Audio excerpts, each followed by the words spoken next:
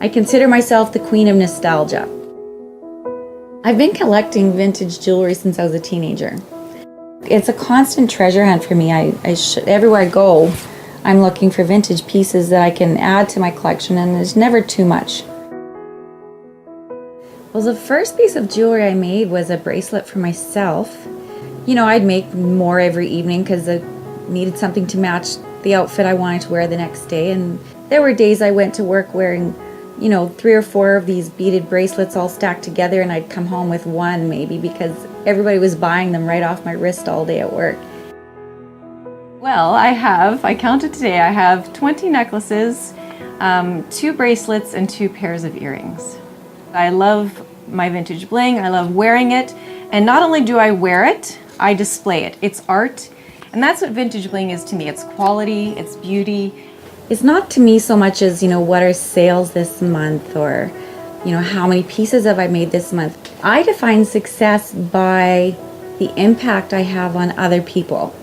When they tell me that a piece that I've made reminds them of somebody they love, that's one of my favorite things about vintage bling, that there are these stories behind every piece. Even though I don't know what the story is, I know there's got to be a story somewhere. So that piece is telling us a little bit of history.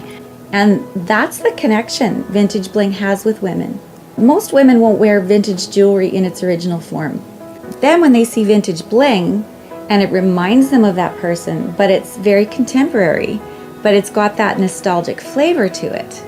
And that's the piece that makes it wearable and makes them love wearing it.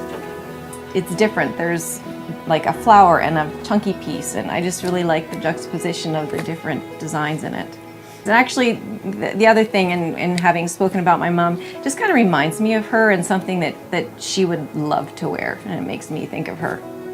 Something that I hear often from women who are buying vintage bling is that it just sits right, it feels right. That's because I do take the time to wear the pieces, try them out, change them if they need changing.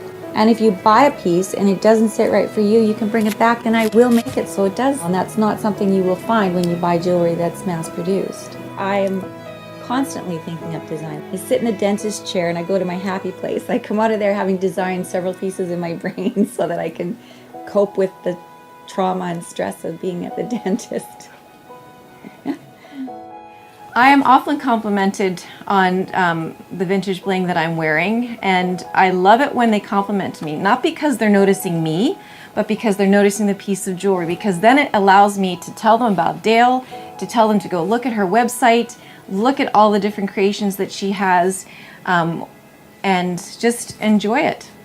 Vintage bling. It's just so much fun to be a girl.